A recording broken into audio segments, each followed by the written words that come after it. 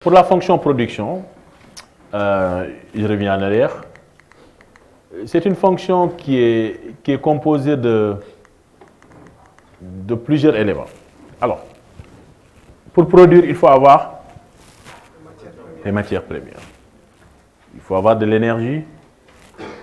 Il faut également avoir des produits semi-finis. Ici, vous voyez que c'est une combinaison de facteurs qu'on va appeler plus les facteurs matières et ou marchandises. Alors, les produits semi-finis, c'est-à-dire c'est des produits qui étaient déjà en transformation et que vous avez utilisés dans le processus, n'est-ce pas, de votre production.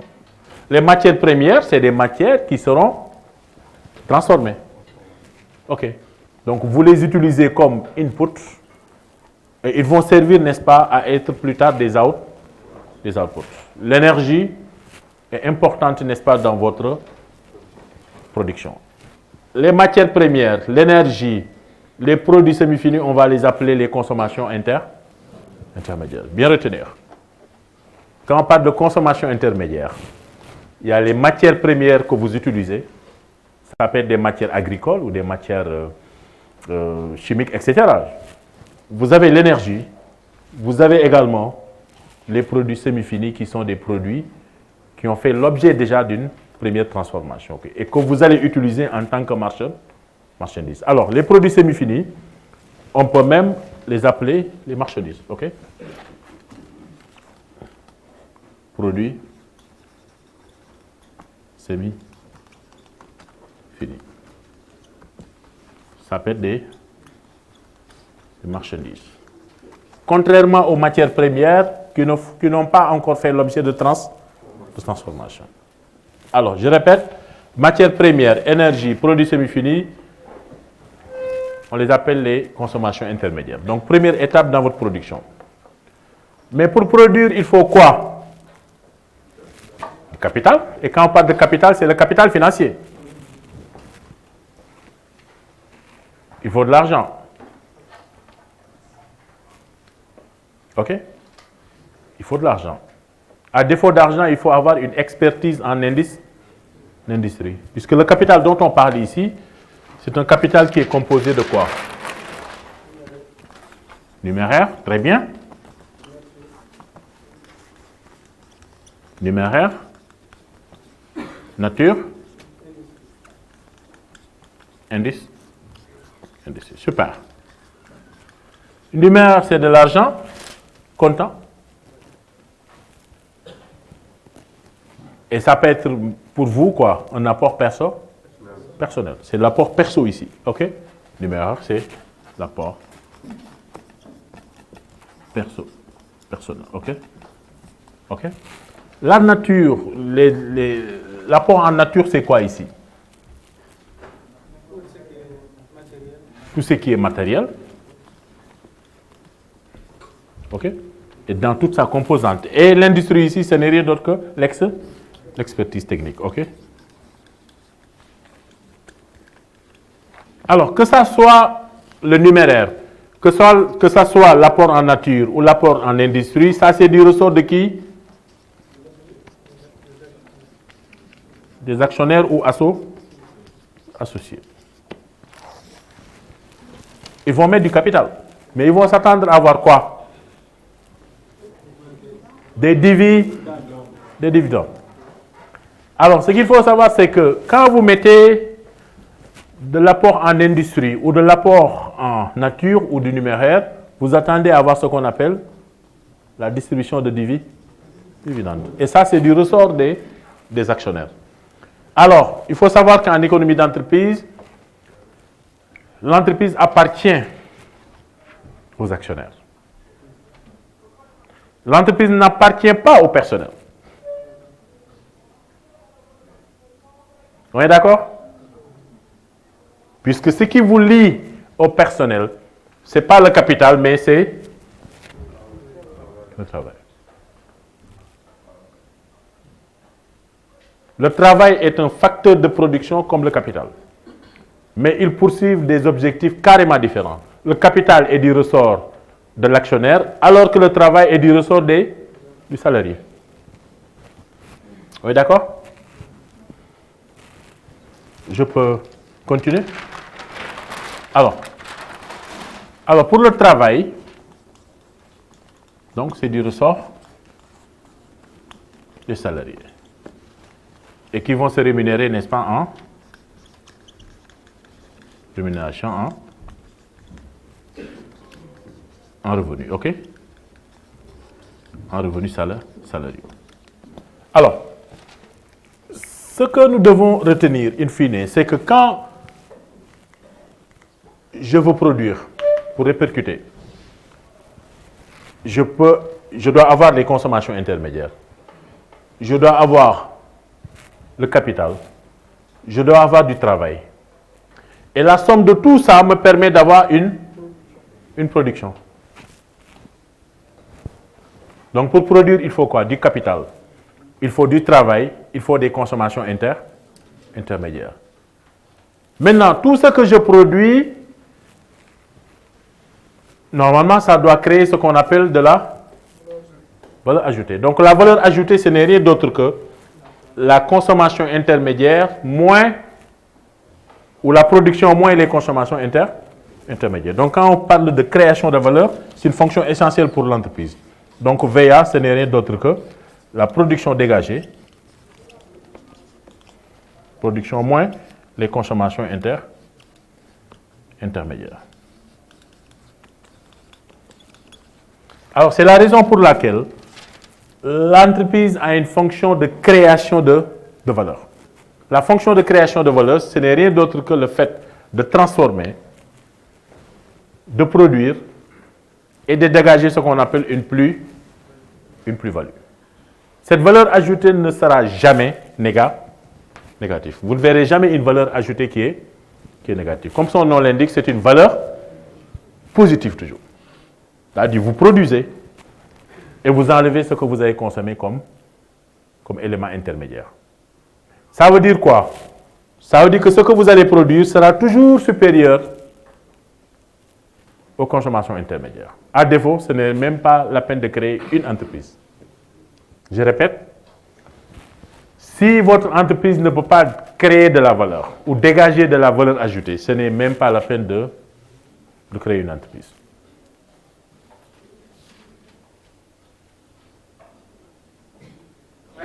Oui? Oui, allez-y. Alors, la notion de valeur ajoutée, je dis que, bon, je vais le mettre là,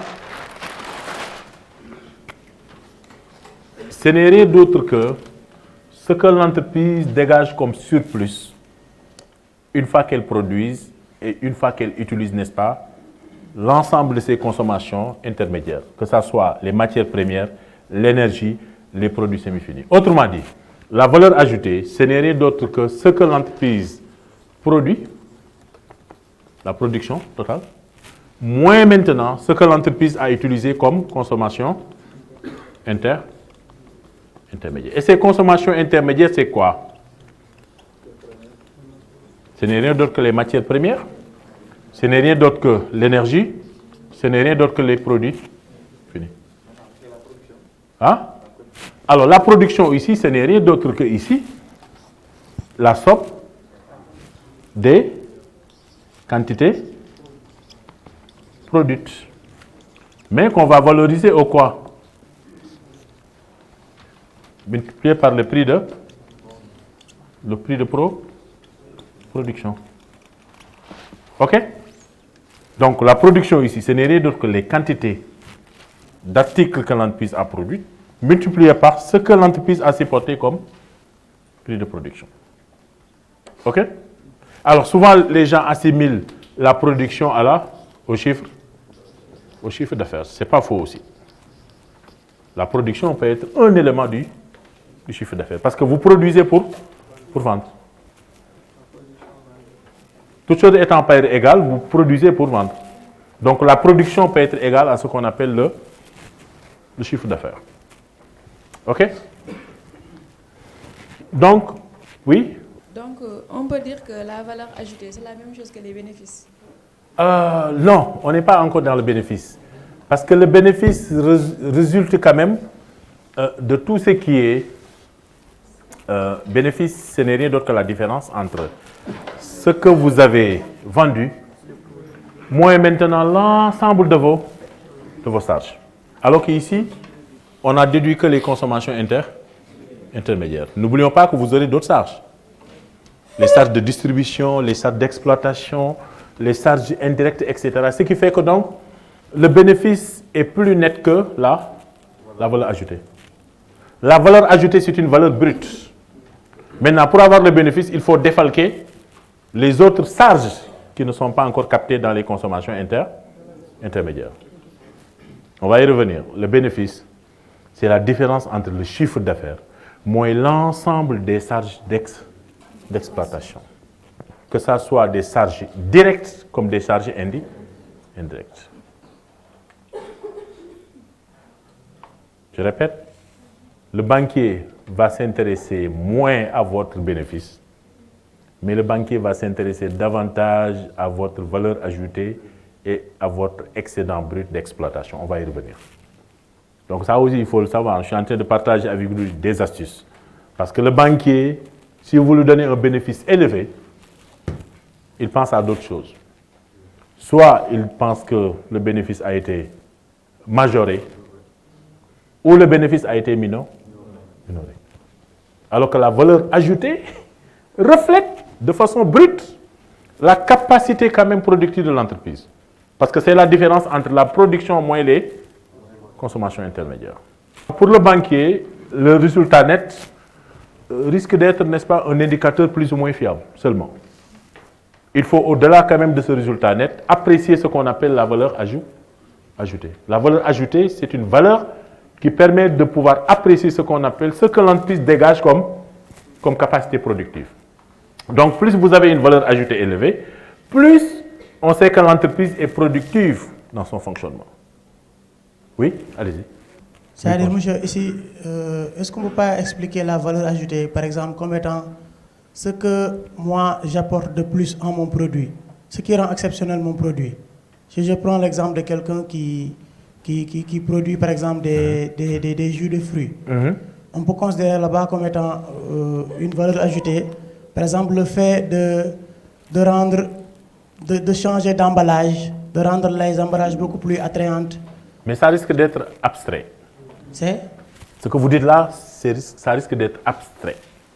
La valeur ajoutée est toujours appréciée de façon quantitative, chiffrée. Ce qui rend, n'est-ce pas, votre produit différent, n'est-ce pas, des autres, ça peut être une stratégie commerciale, on est d'accord. Mais là, on est en train d'apprécier la productivité ou la productivité économique, n'est-ce pas, d'une entreprise. C'est que ce que l'entreprise dégage comme surplus une fois qu'elle produise et une fois, n'est-ce pas, qu'elle confronte, n'est-ce pas, sa production avec ses consommations intermédiaires. Oui? C'est sur le plan financier ou bien? Oui, c'est sur le plan économique. Économique. Oui. Pour le moment, on ne parle pas sur le plan financier parce qu'on ne parle pas pour le moment de rentabilité. La valeur ajoutée, c'est un indicateur économique. Ça permet d'apprécier la capacité de l'entreprise à dégager un surplus une fois qu'elle produise. Elle peut être nulle, mais elle ne doit jamais être négative. Oui. Donc, est-ce que vous pouvez me donner, par exemple, un exemple concret pour un produit? Alors, pour un produit, bon, d'accord, on va essayer. Vous êtes dans quel domaine? On va prendre votre domaine. Vous êtes dans quel domaine, vous? Je suis dans le domaine de la riziculture. Riziculture. Supposons que pour 2020, vous allez produire, hein, et vous allez supporter ce qu'on appelle des consommations. On va les appeler des consommations intermédiaires. OK? OK?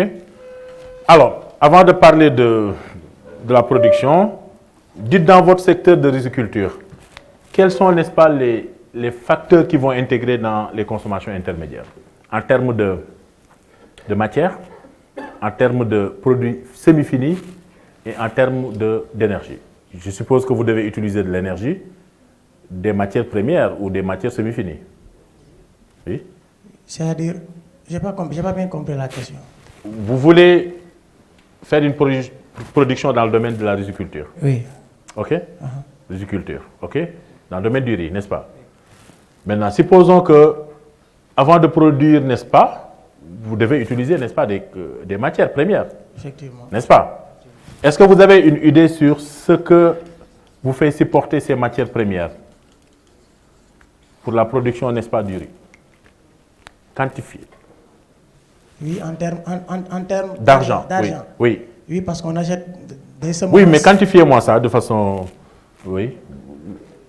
On chiffre quoi? 1 million. 1 million, très bien. Il n'y a pas de matière première, 1 million. Vous utilisez de l'énergie? Oui. Combien, si on peut l'estimer? 200 000. 200 000, très bien. Et vous utilisez ce qu'on appelle des produits semi-finis s'il y en a. Sinon, non. On laisse combien? On n'utilise pas. Donc, produits semi-finis? Non, ok. Alors ça, vous l'utilisez pour produire quand même, vous avez un objectif de production. Oui, effectivement. De quoi? De combien? Par exemple, 6 tonnes. 6 tonnes. Effectivement. 6 tonnes de...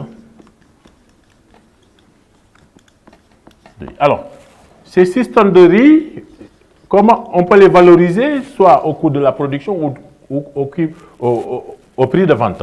Vous les vendez à combien? Par tonne ou par... non, comme vous voulez. On vend par sac. Par sac, oui. Donnez-moi une idée sur la valeur de la production. Même si vous avez une idée sur le prix de vente. Ou le prix de revient. 5 millions. 5 millions, très bien. Ça, donc, c'est la valeur de votre production. On est d'accord? Donc, on répète. Vous avez utilisé 1 million de matières premières. Énergie 200 000 pour produire 5 millions pour 6 tonnes. Donc, ici, votre valeur ajoutée est égale à quoi? Ce n'est rien d'autre que 5 millions moins 1 million plus 500 000. Ce qui me fait quoi ici? Ça, c'est les consommations intermédiaires. 1 million plus 500 000. Ça m'a fait quoi? Non, 3 500 000, les gars. 3 500 000. Donc, ma valeur ajoutée, c'est 3 500 000. Mais monsieur, est-ce qu'on peut considérer ça comme étant une valeur ajoutée? Ah, bien sûr. Si vous ne le considérez pas comme une valeur ajoutée, dites-moi ce que c'est alors. Vous avez fait 5 millions moins. Oui. Moins les consommations intermédiaires.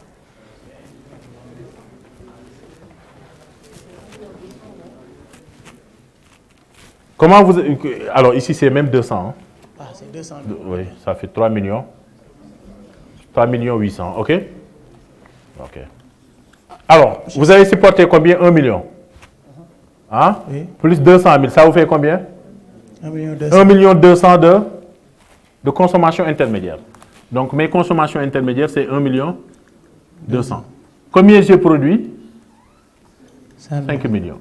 Donc, ma valeur ajoutée, ce n'est rien d'autre que 5 millions moins 1 million 200. Donc, j'ai 3 800 000 de valeur ajoutée. Mais attention, la valeur ajoutée, ce n'est pas encore le bénéfice. Monsieur? Oui. Maintenant, qu'est-ce qui différencie la valeur ajoutée et la marge? Alors, la marge, c'est que ici, vous tenez compte d'un certain nombre de charges encore, qui ne sont pas captées dans les consommations intermédiaires. La marge bénéficiaire, c'est ce que exactement vous dégagez comme rentabilité commerciale. Vous ajoutez les coûts de distribution, les coûts d'exploitation, tout ce que vous avez supporté de façon directe et indirecte dans l'exploitation du produit. Je suis en train de parler de l'économie d'entreprise. C'est-à-dire, si un jour, on va vous demander d'apprécier votre valeur ajoutée, ce n'est pas sur votre capacité d'innovation seulement. Même s'il y a une capacité d'innovation qui peut avoir un impact positif sur votre valeur, il faut savoir quantifier ça. Là où je suis d'accord avec vous, c'est que plus vous innovez, plus ça va créer plus de valeur. Et plus vous aurez une valeur ajoutée importante. C'est ça. Mais moi, quand on me parle de l'appréciation qualitative, oui, mais il faut aller dans l'appréciation quantitative. Ce qui nous intéresse en entreprise, c'est moins les choses, n'est-ce pas, abstraites, et plus les choses qui sont concrètes. Parce que devant le banquier, il ne va pas vous dire que oui, vous avez utilisé tant d'innovation, mais quel est l'impact de cette innovation dans la création de la valeur? Et la première mission de l'entreprise dans une production, c'est de créer de la valeur. Ok, oui. Bon, c'est Emmanuel Kane. En fait, oui. Je voulais demander par rapport à ce qu'il a dit. Lui, il parle d'ajouter de la valeur au produit qu'on va proposer aux clients. Est-ce que cela impactera sur la valeur ajoutée que va nous demander, qu'on aura en fait? Oui. Oui. À coup sûr. Hein? Oui, voilà. Donc lui, bon, dans ma compréhension, je pense qu'il était en train de faire allusion à cela, d'ajouter une valeur ajoutée à un produit pour augmenter sa valeur ajoutée finale. Donc... Bon, en tant qu'économiste, je vais faire agir, je ne vais pas agir de la sorte. C'est-à-dire, je veux produire. Quand je veux produire, j'ai un objectif de production. Je vais faire ce qu'on appelle une bonne combinaison quand même de mes facteurs. Et une bonne combinaison quand même de ma consommation intermédiaire. Donc, il faut que j'utilise des matières premières. Si je veux produire du riz fin, en fait, du riz qui est, comment dirais-je, brisé par exemple, je dois utiliser des matières premières. Mais la capacité de l'entreprise à transformer ces matières premières en riz brisé, c'est une création de valeur. Mais on ne peut pas le dire de façon abstraite, vous voyez un peu? Maintenant, lorsque vous êtes un chef d'entreprise, vous devez être capable de déterminer cette valeur ajoutée en unité monétaire. C'est là où on va attendre. Parce que sinon, vous n'allez jamais apprécier la rentabilité économique, vous n'allez jamais apprécier la rentabilité commerciale, vous n'allez jamais déterminer même le chiffre d'affaires. Et un des éléments qui va vous permettre de déterminer le chiffre d'affaires, c'est à partir de la valeur ajoutée. Donc nous, on n'est pas dans l'abstrait ici, on est dans le concret. Oui. Allez-y. Donc, je comprends son souci. Oui. Donc lui, il a une vision agronomique. Et nous, quand on parle sur le point agronomique, quand on parle de valorisation, par exemple, c'est quand on produit, par exemple, du pastèque et qu'on le transforme en jus. Donc là, on parle de valorisation du produit. Donc peut-être c'est sa vision agronomique qu'il a. Oui, mais quelle que soit la vision, en tant que financier, il doit pouvoir être capable de transformer cette vision qualitative en une vision quantitative. Et c'est là où peut-être même vous pouvez expliquer l'importance de votre valeur ajoutée. Parce que si votre valeur ajoutée qui est dégagée est importante, les facteurs explicatifs, c'est lié à l'innovation, c'est lié peut-être à une meilleure connaissance de votre filière, à une meilleure peut-être, une meilleure combinaison de vos facteurs, etc. Mais il faudra partir de la détermination, encore une fois, quantitative. On n'est pas dans l'abstrait, mais on est dans le concret. Oui. Bonjour. C'est par rapport à une autre question. Oui, allez-y. Très bien. Par rapport à ce que vous avez parlé tout à l'heure d'un chiffre d'affaires qui est un peu énorme là, qui peut être préjudice pour obtenir un financement. Supposons par exemple, on fait une production où la matière première qui est disponible et qui n'est pas à coût cher, et que les capacités de production aussi soient diversifiées, et qu'au finish, avec les différents produits qu'on obtiendra, on parvient à avoir un chiffre d'affaires annuel qui est exorbitant. Donc, si ça reflète la réalité du marché, et que, alors si on dit qu'il faut se méfier des chiffres d'affaires qui sont élevés, parce que le chiffre d'affaires doit tenir compte également de 3 situations. On va le voir dans le business plan. Le chiffre d'affaires pour mes 5 années à venir. Première année, deuxième année, troisième année, quatrième année, cinquième. OK? Pour chaque année de mon chiffre d'affaires, il y a 3 situations qui peuvent se présenter. Il y a la situation de la basse conjoncture. OK? Je reviens sur ça. La situation de la haute conjoncture. Et la situation de la modérée conjoncture. Donc quand moi je vais établir mon business plan, je ne dois pas me dire que mon chiffre d'affaires sera élevé tout le temps. On est d'accord? Sur les 5 ans, mon chiffre d'affaires peut être élevé lorsque je suis en bonne situation conjoncturelle. Si tout va, toute chose étant par égale, donc ça veut dire qu'ici, la conjoncture est basse. Il y a moins de difficultés. Mon chiffre d'affaires sera élevé parce que je n'ai pas d'éléments perturbateurs. Alors, l'autre possibilité, c'est que moi, mon chiffre d'affaires peut connaître des difficultés lorsque je suis en haute conjoncture. La haute conjoncture, c'est lorsque ici, la situation est défavorable. Et quand la situation est défavorable, est-ce que mon chiffre d'affaires va augmenter? Non. Parce que j'ai des éléments de perturbation du marché qui font que mon chiffre d'affaires va baisser.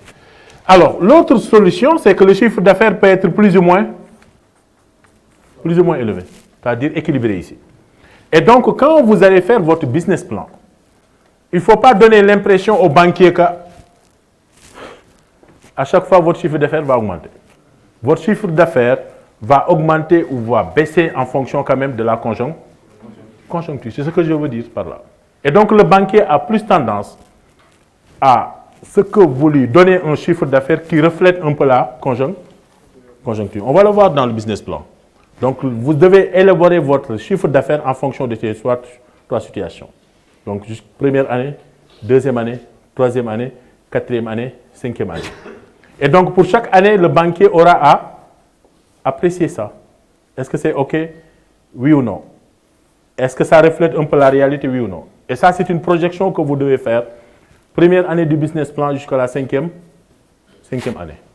Et donc, votre chiffre d'affaires sera plus ici réaliste. Et sur quel paramètre on peut se déplacer? Alors, les paramètres qu'on va, c'est les projections sur le marché. C'est les projections sur le marché.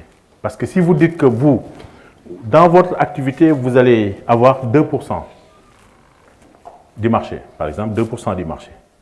Et pour les 5 prochaines années, on peut avoir les projections sur votre secteur. Et donc, moi, je vais bâtir mes projections sur la base des projections du marché. Parce que le marché est plus global, alors que moi, mon activité est plus spécifique. Donc, je vais me baser sur les projections qui sont proposées, n'est-ce pas, dans le marché pour bâtir ce qu'on appelle mon chiffre d'affaires. On va y revenir, hein, je ne vais pas trop anticiper sur ça. OK? Donc, c'est les projections du marché qui vont me permettre de bâtir mon chiffre d'affaires. Oui? Dire que par rapport à ce que vous venez d'expliquer, par rapport au produit, comment substituer ça au niveau d'un service? Par exemple, si on doit rendre un service, on doit offrir un service, comment matérialiser ça dans la valeur ajoutée? Alors, si c'est un service, vous êtes d'accord qu'on ne parle plus de matière première. Alors, si c'est un service, est-ce qu'on peut être plus concret? Donnez-moi aussi, vous êtes dans ce domaine-là, pour qu'on puisse quand même être plus précis là. Bon, mon projet porte sur la gestion de la communication. Très bien. Gestion de la communication. Alors, très bien. On va aboutir, n'est-ce pas, aux prestations de services. Qu'est-ce que vous proposez comme output? Output, c'est le produit fini. La production. Qu'est-ce que vous produisez, vous, dans la gestion de la communication? Ce que je produis, c'est juste permettre... Un service, hein, mais il faut nous dire quels sont les services qui sont offerts. Les services qui sont offerts, c'est de permettre la visibilité de l'entreprise. D'accord, donc il y a des services concrets, je veux dire. Il y a des prestations de services qui sont... Des prestations, c'est de faire leur publicité. D'accord. Voilà, faire la publicité. Publicité. Leur faire des publi-reportages. Reportage. La création de sites et sa gestion. Création de sites. Vous voyez que donc ça c'est votre production, même si c'est une production déléguée. Alors pour cela, vous utilisez quoi services intermédiaires.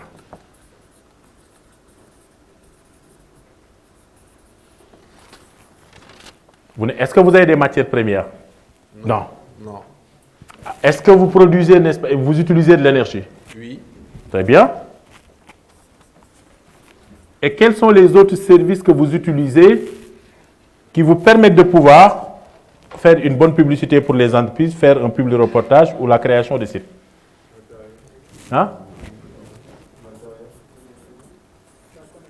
La connexion. Oui. Ensuite, quoi? Des machines. Des machines, des ordinateurs.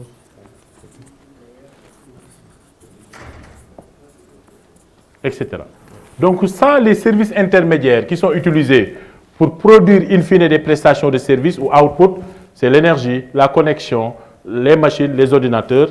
Et ça vous permet d'avoir une production de qualité en termes de publicité, de public reportage et de création de sites. On peut prendre tous les exemples qu'on veut, et selon les secteurs.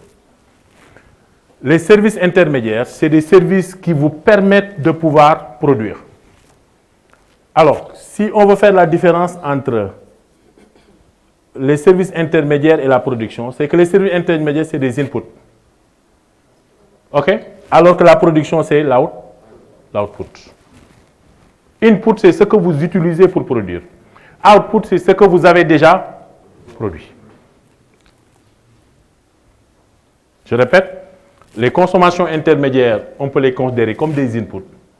Alors que la production, c'est rien d'autre que l'output. OK?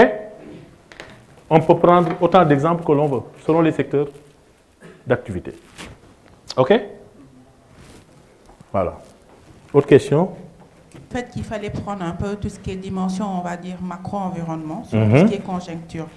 Est-ce qu'on ne pourrait pas introduire, je ne sais pas si ça se fait, la dimension plutôt liée au cycle de vie du produit, donc qui est plutôt peut-être interne ou concurrentiel, avec voilà, le cycle lancement, maturité. On va le voir, c'est-à-dire pour ne pas trop anticiper, pour le cycle de vie, on en a parlé ici, on va parler de ça dans la fonction commerciale, parce que ici c'est vraiment le cycle de vie d'une entreprise. Mais la dimension là est importante parce que quand vous débutez, vous voyez,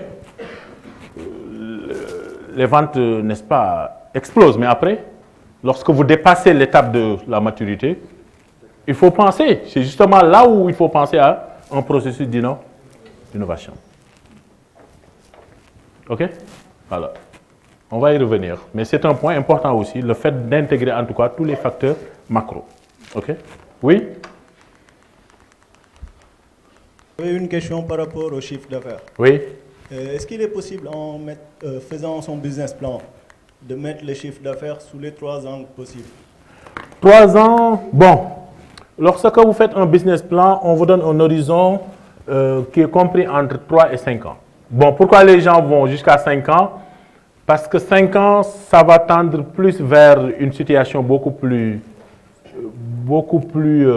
exhaustive que quand c'est 3 ans. 3 ans, vous savez, c'est un peu short parce que 3 ans, il peut y avoir ce qu'on appelle une concentration quand même du risque sur les 3 ans. Alors que si vous le faites sur 5 ans, statistiquement, il y a de fortes chances quand même dans les 5 ans d'avoir des situations inverses. Mais d'habitude, pour les business plans short, c'est 3 ans, mais moi je vous suggère d'aller jusqu'à 5 ans. C'est plus exhaustif et ça permet au moins d'avoir une distribution assez équilibrée quand même de vos risques. Parce que si vous prenez 3 ans, il peut y avoir statistiquement une concentration du risque sur les 3 ans. Ça veut dire que vous risquez d'avoir la même situation. Alors que si c'est 5 ans, il y a de fortes chances d'avoir une distribution assez asymétrique. OK? Et maintenant, par rapport au chiffre d'affaires, est-ce qu'il est possible pour chaque année de mettre 3 chiffres d'affaires, soit un chiffre d'affaires en basse conjoncture, un autre en haute conjoncture? Un seul. Je vous explique. Statistiquement, attends, écoutez. On part du principe que dans une année, 2020 par exemple, quand je définis mon chiffre d'affaires, il peut y avoir 3 situations. Situation basse conjoncture, haute conjoncture, modérée conjoncture. Donc il faut que je définisse mon chiffre d'affaires en considérant que dans les 3 états de conjoncture, je dois avoir qu'un seul chiffre d'affaires. Maintenant, pour 2021 également, je fais de même. Parce que n'oublions pas que j'ai des chiffres d'affaires annuels. Et que donc, en 2020, je dois me dire, est-ce que ma situation sera bonne ou non? Par exemple, si je suis en année électorale, souvent où les choses sont en berne, on s'attend à avoir moins de production. Ça dépend des secteurs. Oui? Ça dépend des secteurs. Bon, si c'est le secteur de la communication, je peux vous le concéder. Parce que c'est l'année où les gens font beaucoup plus de communication politique. Mais quand vous êtes dans la production... Et même de la restauration. Oui, je ne connais pas ce secteur, ça peut être intéressant. Mais si vous sortez de ces 2 secteurs-là, la restauration est déjà une activité saisonnière. Mais je parle ici des activités qui marchent durant toute l'année. Ça peut être une difficulté. Vous savez, il y a des secteurs où, en année de campagne électorale, etc., les investisseurs sont très scotchés sur leurs fonds. Ils ont tendance à ne pas investir. La restauration, c'est noir parce que c'est une activité saisonnière. Peut-être qu'il y a plus de rush durant la période de campagne et que les gens ont tendance à utiliser plus de restauration. Durant cette période, il y a plus de flux. Mais si vous sortez de ce secteur de restauration ou de tourisme, c'est assez difficile. J'ai pris juste l'exemple de l'année électorale. On peut en avoir assez d'exemples. Assez d'exemples. Même 1 an après une élection, les gens sont assez scotchés. Pourquoi? Parce qu'on attend les décisions qui suivent.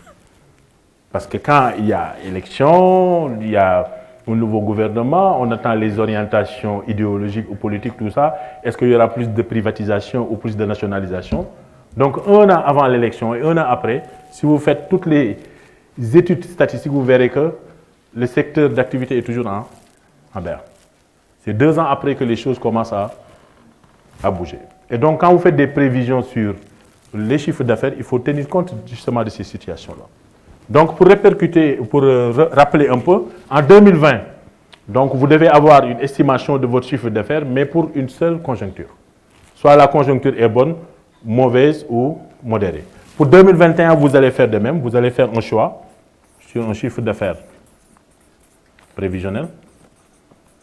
OK? Etc. Alors, pour revenir un peu à la question qui a été posée, comment il faudra estimer ces prévisions, n'est-ce pas, de chiffre d'affaires? Il faut naturellement se rapprocher d'un certain nombre d'organismes. Il y a la DPE et l'ANSD qui produisent beaucoup de statistiques sur les secteurs d'activité et qui vous donnent même les projections pour les années à venir. Donc, si vous avez des difficultés pour avoir des données sur les secteurs, consultez régulièrement les documents de la direction de la prévision et des études économiques ou l'ANSD qui produit souvent ce qu'on appelle des bulletins de statistiques économiques et financières. Alors, d'autres organes, bien sûr, produisent ça. Il y a la BCEAO aussi. La BCEAO sort souvent ce qu'on appelle des notes de statistiques. Alors, l'intérêt de ces statistiques, ça vous donne une idée sur les chiffres du marché. Alors, comme vous avez, n'est-ce pas, une part de marché de 5%, rapidement, vous pouvez déterminer, n'est-ce pas, votre chiffre d'affaires provisionnel sur la base du chiffre d'affaires du marché. OK? Voilà. Oui? Si on peut calculer le chiffre d'affaires en fonction des éléments que produise l'entreprise. Naturellement. Par exemple, oui. Le prix de vente prévisionnel, la quantité, le prix unitaire, montant mensuel, montant annuel. Alors, le problème, c'est que vous êtes toujours dans ce qu'on appelle un risque endogène. Parce que tous les éléments que vous avez déterminés, le prix de vente prévisionnel qui a été déterminé par l'entreprise sur la base peut-être d'une estimation de ses coûts, c'est que c'est des chiffres micro-économiques. Maintenant, l'autre facteur que vous avez oublié, vous n'avez pas les tendances du marché. C'est en fonction de l'étude de marché. Si c'est en fonction de l'étude de marché, bonne chose.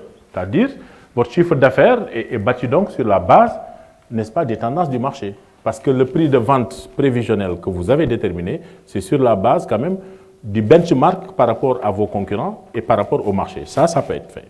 Ok? Ça vous met même à l'aise par rapport à la détermination du chiffre d'affaires prévisionnel. Parce qu'ici, c'est le marché qui reflète un peu le prix de l'entreprise. Ok?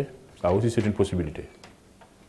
Autre question? Et que nous conseillez-vous? Par exemple, au niveau des bilans prévisionnels, on choisit la haute conjoncture ou basse conjoncture? Lequel d'entre eux choisit? Il y a 3 possibilités, c'est-à-dire, tout dépend encore une fois parce que si vous me dites en 2021, qu'est-ce qui se passera? Je ne le sais pas. Je ne sais pas. Donc, pour chaque année, il y a un état de conjoncture qui sera possible. Voyez un peu, ce qu'on veut vous dire par là, c'est que le chef d'entreprise doit être près de la réalité, n'est-ce pas, du marché. 2021, ça peut être une bonne situation, donc il faut indexer votre chiffre d'affaires par rapport à cette situation-là. 2021, 2022, il peut y avoir une mauvaise situation, il faut indexer votre chiffre d'affaires en fonction de cette mauvaise situation. Vous voyez un peu? Donc, si je comprends bien, il faut se baser sur le marché. Sur le marché. C'est le marché qui détermine votre chiffre d'affaires. Dans mon introduction, je le dis. Le marché agit sur l'entreprise et non le contraire. Le marché agit sur l'entreprise et non le contraire. Tous les mauvais business plans que vous voyez, c'est que les gens ont voulu quand même se départir du marché. On s'enferme, n'est-ce pas, dans un bureau, on voit le meilleur cabinet de finances, vous lui dites que faites-moi un business plan. Mais le business plan, encore une fois, doit être réaliste, concis et avoir quand même une certaine cohérence d'ensemble. Le business plan doit être bien articulé entre les prévisions et les besoins. Si vous avez des besoins de financement à court terme, ce n'est pas la peine de chercher des ressources à long terme. Vous voyez un peu la cohérence? Si vous avez des besoins à long terme, vous n'avez pas le droit de chercher des ressources à court terme. Si également vous voulez bâtir un chiffre d'affaires cohérent, il faut se baser sur les tendances du marché. Ça, je le dis, si vous voulez faire un bon business plan, c'est le marché qui doit guider quand même votre prévision. Dans le cas contraire, vous risquez quand même d'avoir un chiffre d'affaires qui est décalé par rapport au marché. Et le problème qui va se poser, c'est que le banquier vous donne son argent, vous commencez, n'est-ce pas, à dérouler, et à un moment donné, le chiffre d'affaires ne suit pas le marché. La simple raison, c'est que vous n'avez pas indexé votre chiffre d'affaires en fonction du marché. Oui. Une question en ligne? Oui, allez-y. Oui, en ligne, oui. On va prendre en priorité la ligne. Oui. Donc, il y a Demba Ndiaye qui vous suit depuis Djamnadio. Oui, M. Ndiaye, oui. Il a une licence pro en génie logiciel. Oui. Donc, il revient sur la notion d'output. Dit, est-ce que le produit obtenu après transformation est réutilisé par l'entreprise pour la fabrication pour d'autres produits? Absolument. Absolument, ça peut être réel. Parce qu'un produit n'est jamais fini à 100%. Surtout quand l'entreprise dispose de plusieurs unités. OK? Donc, le produit fini, n'est-ce pas, peut être un produit semi-fini, n'est-ce pas, pour une autre unité de l'entreprise ou même pour une autre entreprise en tant que telle. OK? Parce que ça, c'est dans la chaîne de la production. Regardez ici.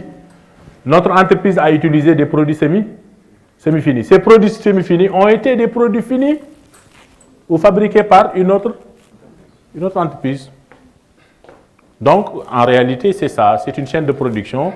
Et donc, un produit fini peut être toujours défini comme un produit semi-fini pour une autre activité de production. Oui? Merci. Oui, merci. Oui, bonjour. En fait, je voudrais intervenir concernant le chiffre d'affaires. Oui. Vous avez dit que c'est en fonction du marché. Oui. Il peut arriver, par exemple, puisque le chiffre d'affaires est déterminé par rapport à la production et à la consommation intermédiaire, qu'on a eu un problème sur la production, par exemple. Les équipements, on a un problème sur les équipements, la production peut diminuer. Ou bien les consommations intermédiaires peuvent augmenter. Par exemple, les matières premières, les coûts de matières premières peuvent augmenter. Donc dans ce cas, comment faire? Est-ce que le marché peut vraiment nous apporter des paramètres qu'il faut? Ah, bien sûr, toujours oui. Votre chiffre d'affaires est défini en fonction de quoi? De la production et du marché. On est d'accord? Maintenant, ce marché est un facteur, cette production est un facteur endogène, c'est-à-dire c'est un facteur que l'entreprise doit pouvoir maîtriser. Mais c'est ce que vous dites. S'il y a des problèmes de productivité ou des problèmes de panne de machine, etc., tout ce que vous voulez, ça c'est au niveau de l'entreprise. Alors que le marché, c'est un facteur exogène. Entre les deux facteurs, sur lesquels l'entreprise ou le manager doit mettre l'accent? Tout ce qui est exogène, vous êtes d'accord? Parce qu'en réalité, le facteur endogène, on peut tout à fait le régler. On peut tout à fait le régler. Vous avez une machine qui est en panne, vous pouvez quand même la dépanner. S'il y a des problèmes de productivité, vous pouvez avoir une meilleure combinaison optimale de vos facteurs de production. Par contre, le facteur exogène, c'est là où il faudra davantage insister. Votre facteur exogène va agir considérablement sur votre chiffre d'affaires. Prenons le cas qui est beaucoup plus peut-être plausible. Lorsque votre facteur endogène est bon, c'est-à-dire vous avez une production qui est bonne, alors que le marché n'est pas bon. Quelle est la conséquence ici? Vous avez une bonne production. Il n'y a pas toutes choses étant par ailleurs égales. Les machines marchent, tout le monde a produit comme il faut. Donc ici, le facteur endogène agit positivement. Par contre, le marché ne suit pas. Qu'est-ce qui risque d'arriver?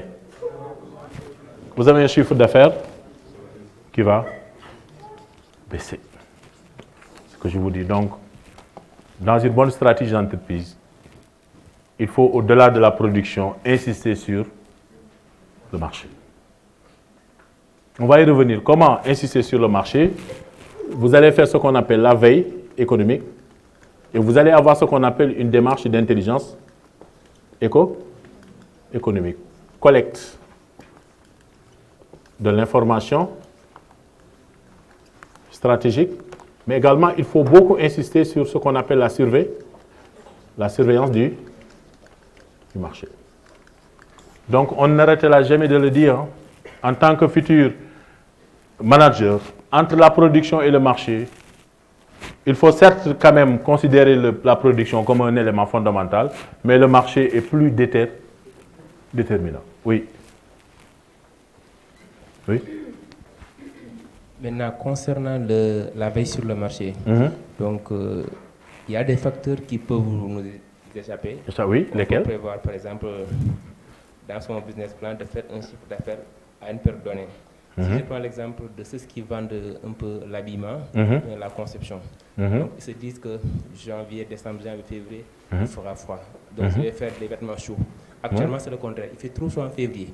Donc, du coup, le chiffre d'affaires... Oui, ça, c'est des effets... c'est des effets, c'est vrai, conjoncturels, mais c'est des effets peut-être inattendus du marché. Ça aussi, c'est...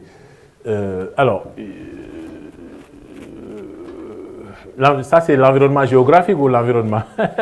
c'est un environnement géographique qui joue sur ça. Et bon, donc ça, c'est comme, n'est-ce pas, l'agriculteur, n'est-ce pas, qui met de l'engrais, etc., qui s'attend à avoir une bonne récolte. Alors, il se rend compte qu'à la fin, n'est-ce pas, de la production, ça ne suit pas.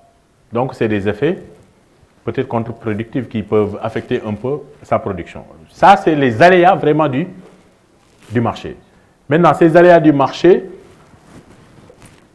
peuvent être évités, n'est-ce pas, en faisant ce qu'on appelle une diversification. J'ai beaucoup aimé aujourd'hui la diversification des activités. Évitez de limiter, n'est-ce pas, votre production à un seul service. Parce que quand ce service ne marche pas, ou quand l'activité ne marche pas, vous risquez quand même de connaître ce qu'on appelle un risque de portefeuille d'activité. Donc, en tant que chef d'entreprise, n'explorez pas seulement un service qui risque d'être saturé. Ça, je le dis. N'explorez jamais un secteur qui risque d'être saturé. Si vous pouvez le faire, essayez de diversifier, n'est-ce pas, vos activités en 2, 3, 4, 5 pôles, et ce qui vous permet un peu de pouvoir éviter justement les aléas du marché. Ok? Alors, j'ai entendu ce matin beaucoup de projets en aviculture, mais la question que je me pose, est-ce que vous avez un peu étudié les tendances du marché pour voir les risques de saturation d'ici 5 ans? 2 personnes qui sont dans ce secteur-là pour me répondre. Est-ce que les gens ont eu à avoir une analyse prospective de ça? D'ici 5 ans, est-ce que le marché de l'aviculture ne sera pas saturé? Deux réponses pour les gens qui s'intéressent à ça. Oui, vous? Oui, oui, allez-y. Oui? Oui, actuellement, le marché est déjà saturé.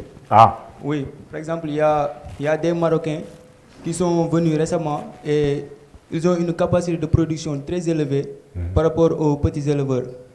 On voit bien qu'il y a des éleveurs qui, bon, la capacité maximale de production tourne autour de 500. Et 500 quoi? Sujets ou... 500 sujets, oui. Ok. Et bon, je parlais le mois passé à un de mes mentors, si on peut le dire comme ça. Et il m'a dit que d'ici 2 ans à 3 ans, les éleveurs qui produiront moins de 1000 perdront indubitablement. Donc le marché sera saturé et une production faible ne générera pas des marges importantes. Oui. Voyez un peu, donc c'était mon inquiétude de tout à l'heure. C'est-à-dire quand vous explorez également, quand vous êtes dans un secteur, il ne faut pas se limiter aux potentialités, n'est-ce pas, du présent. Mais il faut également aller dans une démarche prospective. La démarche prospective, ce n'est rien d'autre que l'intelligence économique. C'est-à-dire prévoir ce qui n'est pas encore, ce qui n'est pas le cas pour les concurrents. Parce que le concurrent a 2 positions. Il y a une position défensive et il y a une position offensive. La position défensive d'un concurrent, c'est le fait de se dire que lorsque l'autre entreprise crée un produit, moi je vais le suivre dans ça. Vous créez un produit, je vais essayer d'avoir un produit similaire avec les mêmes caractéristiques et se positionner sur le marché. C'est la pire des démarches. Parce que vous risquez d'épuiser, n'est-ce pas, vos ressources pour rien. Parce que est-ce que vous avez les mêmes coûts de production? Est-ce que vous avez les mêmes réseaux de distribution? Est-ce que vous avez la même technologie? Ça reste à voir. Par contre, un bon manager doit avoir ce qu'on appelle une démarche d'anticipation. C'est-à-dire, la meilleure façon d'attaquer, c'est de...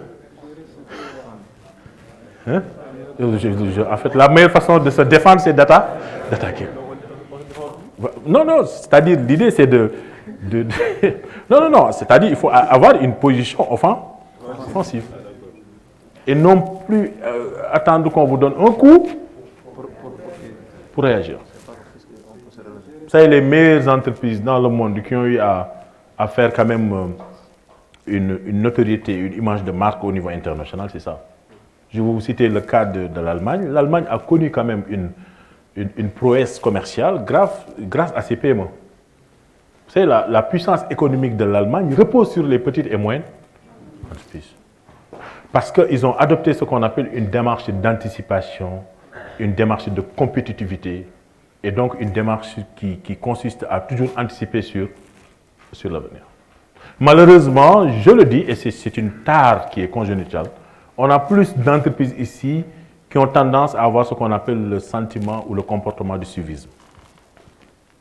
Le comportement du suivisme ou du mimétisme, c'est le fait de se dire que je vais créer une chose et les autres concurrents vont vous suivre, n'est-ce pas, dans ça. Mais le danger, c'est que vous risquez d'avoir une saturation du marché.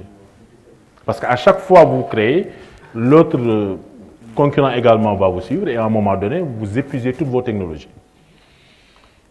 Et dans la phase même de création du produit, et ça j'insiste beaucoup, il faut savoir quand même dépasser l'étape de maturation. Parce qu'une fois que le produit est mature, il faut penser à un processus de renouvellement. Renouvellement de votre produit par une technologie innovante. Alors si on vous montre nos portables de 3310 de Nokia avec les portables d'aujourd'hui, il n'y a même pas photo.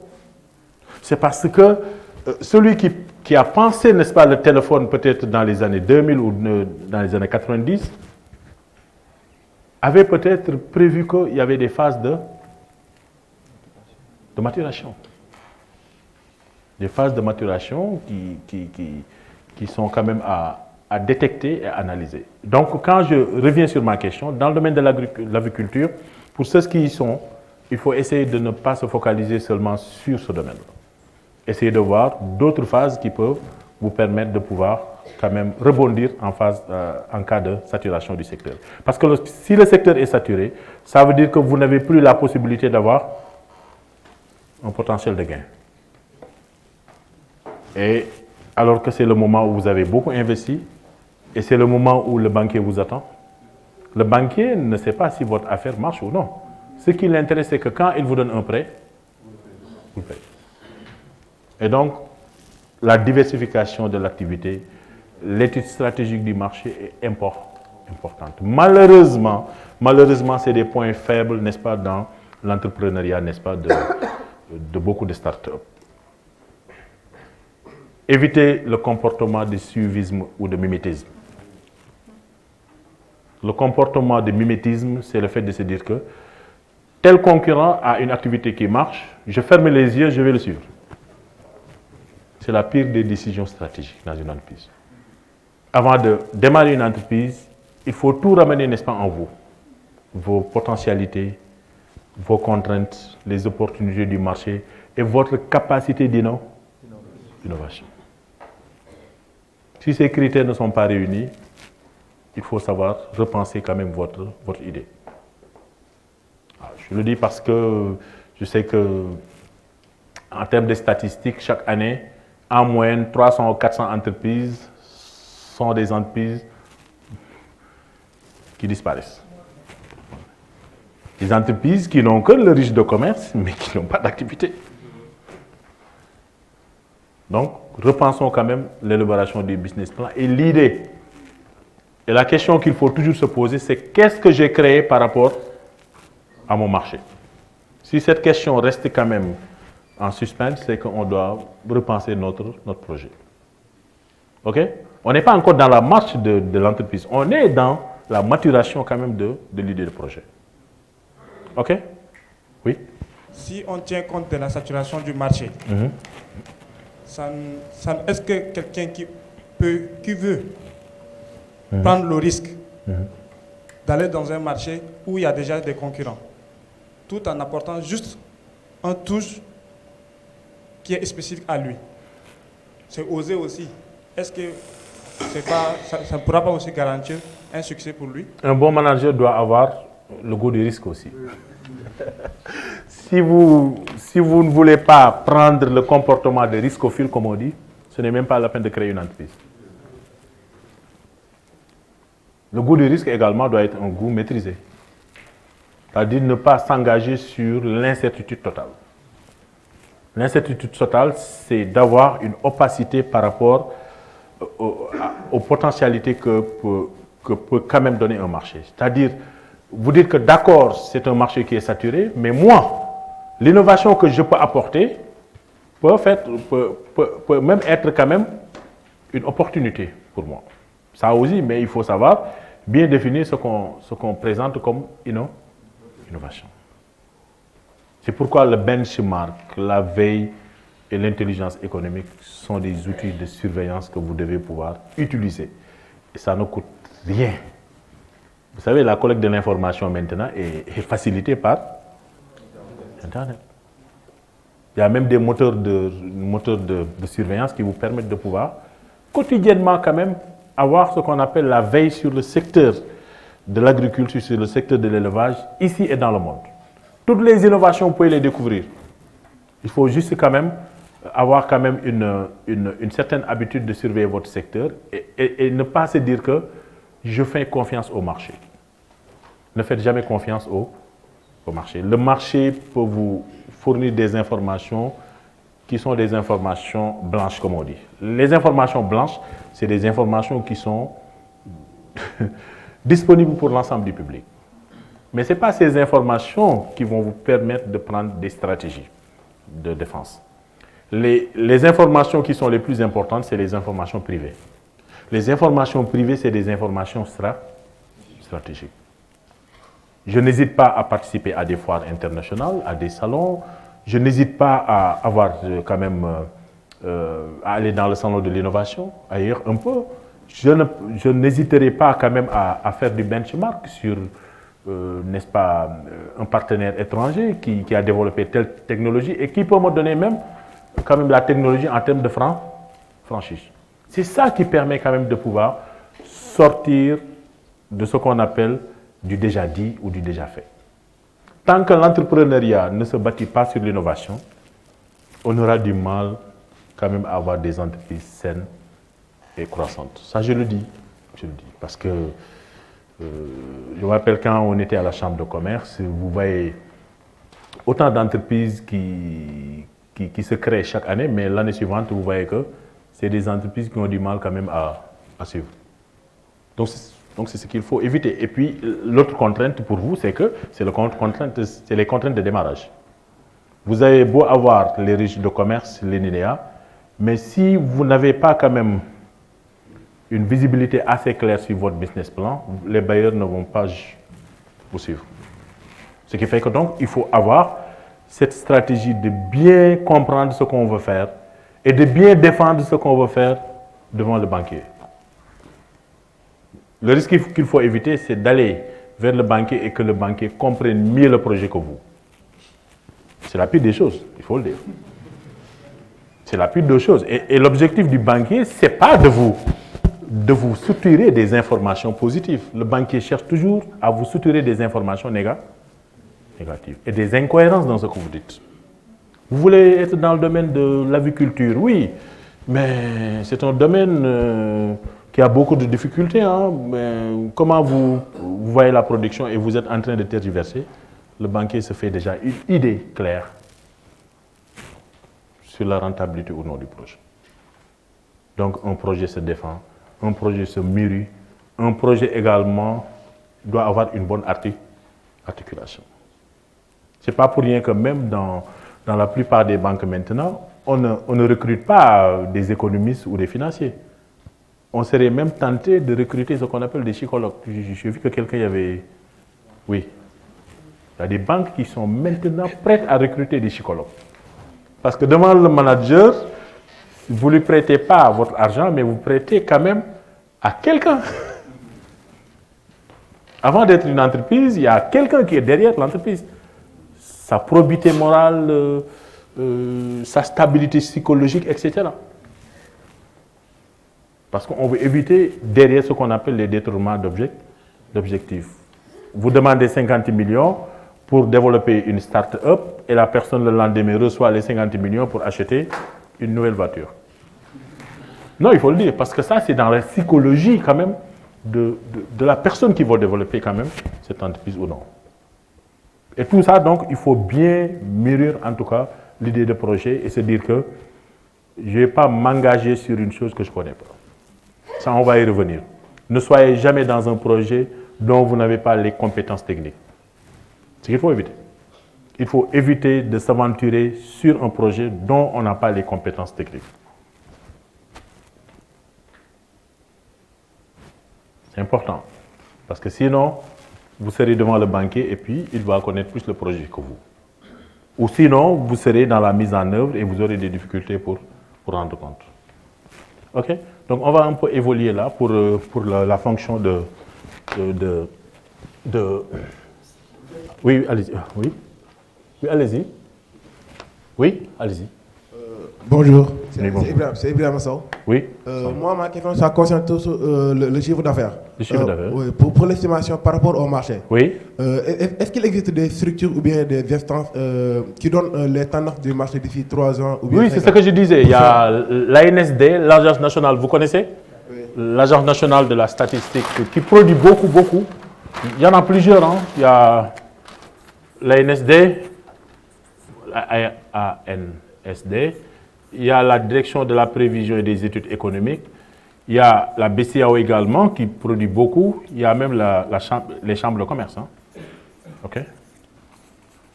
Alors, ça veut dire que, etc. Je peux vous en citer d'autres, mais il faut savoir que c'est les organismes qui sont pourvoyeurs d'informations statistiques. N'hésitez pas à consulter ces notes de conjoncture, parce que ça vous donne une idée sur la conjoncture actuelle, mais également une prévision sur la conjoncture future. Je vais vous fatiguer un peu d'ici demain, parce que je vais demander à chacun d'entre vous de me faire une veille sur son secteur ou l'activité. Ça a un peu montré la capacité des gens à surveiller leurs environnements. Oui. Oui, concernant le schéma de la fonction de production que vous avez établi, en fait, moi je pense que ce schéma-là, est-ce que ça ne concerne pas seulement les entreprises industrielles? Et si c'est une entreprise commerciale ou de service, est-ce que la fonction de production sera le cœur de l'activité de l'entreprise? Oui, donc dans ce cas, on va partir du postulat que l'entreprise ne produit pas, mais juste revend. Ok, ça peut être donc, la fonction de production peut être sautée dans ce cas.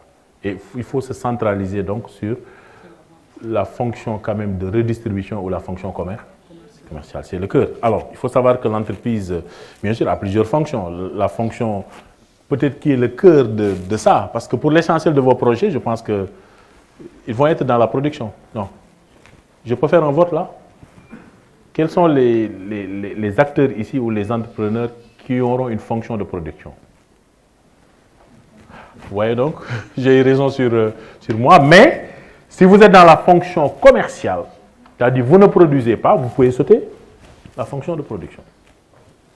Et même si vous revendez, il y a toujours pour rejoindre un peu mon ami là, même si vous revendez, il y a toujours une certaine plus-value que vous mettez. Parce que vous ne revendez pas peut-être en l'état, mais vous revendez en faisant un design, peut-être une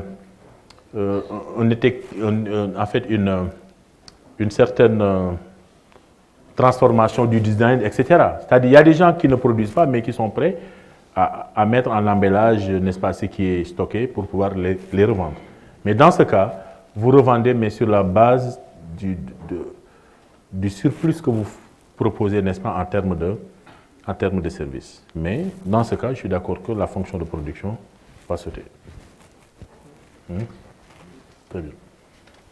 Alors, donc, on va un peu avancer sur la fonction administrative. Alors, c'est une fonction essentielle. Alors, dans une entreprise que vous allez mettre en place, un projet, il faut savoir qu'il y a une architecture qui est proposée, c'est le top management de la direction. Ça peut être vous, ou ça peut être quelqu'un d'autre aussi. Hein. Je ne dis pas forcément que vous, en tant qu'entrepreneur, vous devez être le directeur. Ah? Vous pouvez avoir une co-gérance. OK?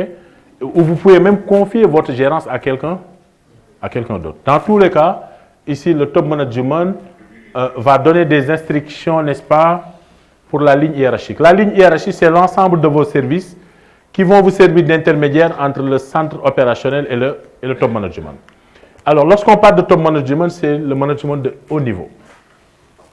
C'est un management de haut niveau et qu'il faut utiliser avec beaucoup d'intelligence. C'est-à-dire éviter une communication toujours directive. OK? Une communication directive, c'est de passer directement du management de haut niveau à un management de proximité et sauter l'étape de la ligne hiérarchique. La ligne hiérarchique, c'est le management intermédiaire. C'est-à-dire c'est l'ensemble de vos collaborateurs qui vont vous servir d'intermédiaire avec le centre opérationnel. Le centre opérationnel, ça peut être la fonction de production, ça peut être tous les services qui vont aller vraiment dans l'opérationnel. Ça peut être des ouvriers, ça peut être des agents de maîtrise, etc. Alors la ligne hiérarchique, c'est l'ensemble quand même des collaborateurs qui vont servir d'intermédiaire entre vous et les autres. OK? Et c'est ce qu'on appelle ici le management de proximité. Alors le management de proximité, pourquoi il est beaucoup plus demandé? Parce que ça permet au moins de mieux fluidifier l'information. Alors, le management de haut niveau, c'est le fait de se dire que je donne une instruction et on va l'appliquer directement en bas. OK? On va l'appliquer directement en bas. C'est ce qu'il faut éviter. Ce qu'il faut plus prôner, c'est le fait de passer par un management intermédiaire. Et ce management intermédiaire va interagir avec le management de proximité. OK? Alors, évitez d'avoir un management directif, encore une fois. Un management directif ne règle pas les problèmes de management. Même si quand vous êtes 5, vous pouvez même sauter la ligne hiérarchique. Si vous êtes 5 dans une entreprise, ce n'est pas la peine d'avoir assez de collaborateurs qui vont vous servir d'intermédiaire. Parce que ici, 5 personnes qui travaillent dans une entreprise, ça veut dire que vous n'avez plus besoin du management intermédiaire. Vous aurez plus besoin de ce qu'on appelle le management de proximité. Par contre, le management de haut niveau est plus utilisé quand vous avez des entreprises qui dépassent souvent 500, 250 à 500. Ça aussi, il faut le noter.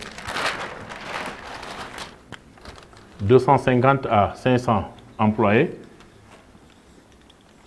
on utilise le management de haut niveau. Alors, pourquoi de haut niveau? Parce que le directeur n'a pas le temps de voir tout le monde. Il faut qu'il délègue. On l'a tantôt dit, hein, l'importance de la délégation de pouvoir. Et le directeur va déléguer son pouvoir à la ligne hiérarchique. Et à charge à la ligne hiérarchique de pouvoir quand même faire le nécessaire avec le centre opérationnel. OK? Mais quand on est sur le 5-10 employés, vous n'avez plus besoin d'avoir le management de haut niveau, mais ayez ce qu'on appelle un management de proximité. Et je sais que pour l'essentiel d'entre vous, ce sera le cas. Non? Qui emploie plus de 20 personnes ici? Ou qui compte? Hein? En moyenne? Hein? Oui, ouais. Maintenant, plus vous développez, plus ça va vous permettre un peu d'avoir, de tendre vers un management de haut niveau. OK? Voilà.